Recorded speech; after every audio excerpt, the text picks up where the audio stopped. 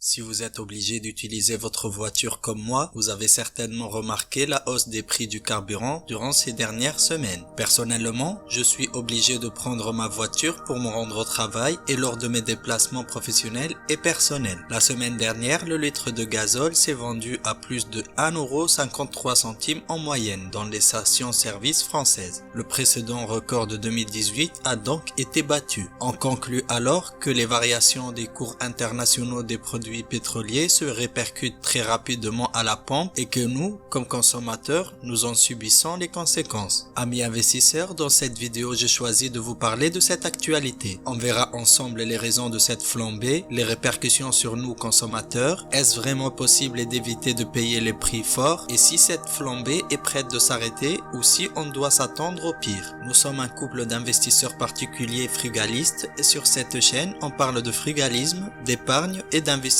dans le but de devenir libre financièrement. Si vous regardez nos vidéos pour la première fois, vous êtes les bienvenus parmi nous. N'hésitez pas à vous abonner pour plus de contenu et pour nous accompagner dans cette aventure YouTube. Merci à ceux qui nous suivent. Vos retours et votre soutien nous encouragent et nous aident à avancer. Si le contenu vous plaît, n'hésitez pas à liker la vidéo et comme d'habitude, vos retours et vos commentaires sont les bienvenus et j'y répondrai avec plaisir. Restez avec nous, on passera à la suite après le jingle.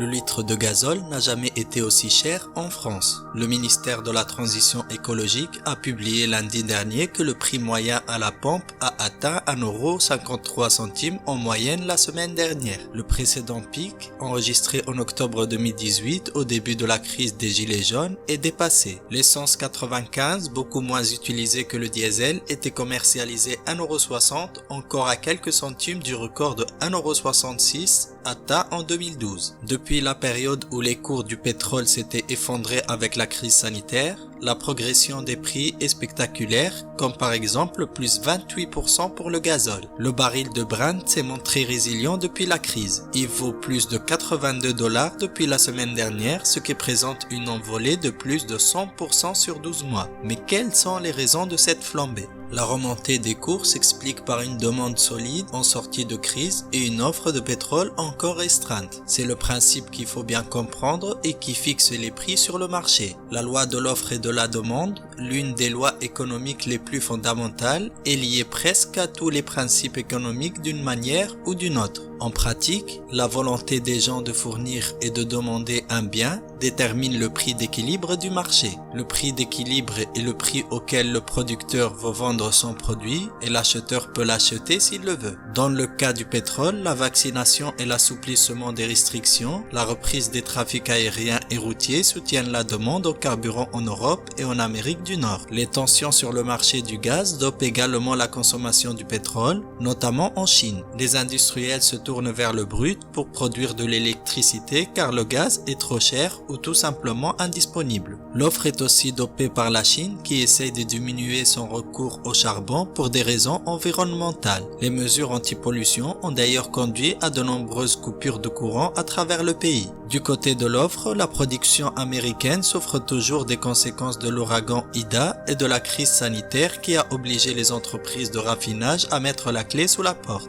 Dans le golfe du Mexique, les extractions du pétrole étaient à la mi-septembre encore 16% inférieures à leur niveau normal. Depuis que l'ouragan a touché les côtes américaines fin août, les analystes estiment que 27,4 millions de barils ne sont pas sortis de terre. Au sein de l'OPEP et de ses partenaires dans la Russie, la production est elle aussi moins importante que prévu. Selon l'Agence internationale de l'énergie, les pays du groupe ont extrait en août 800 000 barils de moins que ce que prévoyait l'accord. Cela est dû principalement à des perturbations en Angola, en Nigeria et au Kazakhstan. Dans le pays d'Asie centrale, la situation semble toutefois s'améliorer avec une production revenue à 1,75 million de barils par jour. Quelles sont donc les répercussions réelles pour nous ? Les variations des cours du pétrole brut expliquent presque intégralement les hausses et les baisses du prix à la pompe puisque le gouvernement a gelé la fiscalité sur les carburants en 2018 suite à la crise des Gilets jaunes.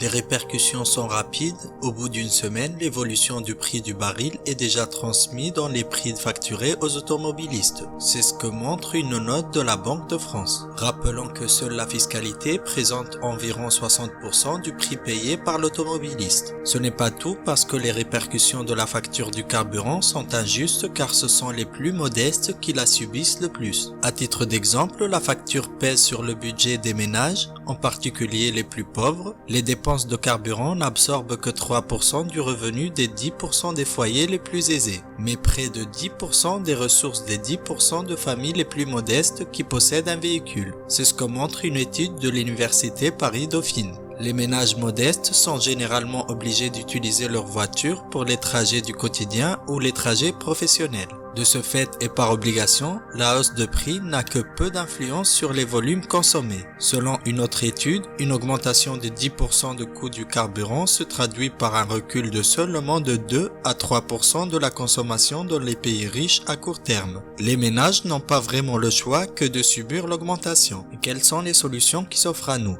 Malheureusement, la plupart des automobilistes comme moi ne peuvent certainement que s'adapter avec de petits gestes.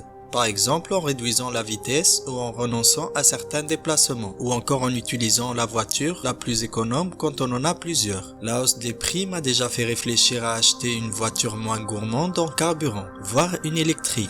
Mais comme on possède déjà une petite citadine qui ne consomme pas énormément, on a décidé de l'utiliser davantage pour réduire la facture. Selon le groupe Volkswagen qui va transformer la totalité de ses 300 modèles d'ici 2030 en électrique, les citadines 100% électriques resteront encore longtemps inaccessibles à la majorité des foyers aux revenus modestes. Et la cause restera le coût de la batterie qui renchérit substantiellement leur prix de vente. Personnellement, j'attendrai que les batteries nouvelle génération avec des coûts plus abordables voient le jour pour penser de changer de voiture à un prix accessible. Mais les choses vont-elles finir par s'arranger ? Pas vraiment, dans cet environnement de forte demande, les réserves de pétrole ont tendance à baisser à un rythme effréné. Goldman Sachs juge d'ailleurs improbable que l'OPEP avec la Russie parvienne à rééquilibrer le marché dans les mois qui viennent. Selon les experts de la banque, le baril de pétrole devrait toucher les $90 avant la fin de l'année. Pour les pays consommateurs, la hausse des prix du pétrole est dangereuse et met à mal les gouvernements en place. La secrétaire américaine de l'énergie, Jennifer Granholm, a évoqué la possibilité de mobiliser le pétrole brut de la réserve stratégique de pétrole du gouvernement, déclarant que tous les outils sont sur la table. La Chine de son côté a pris une décision inédite, ce qui montre à quel point la hausse des prix de l'énergie inquiète aux quatre coins du monde.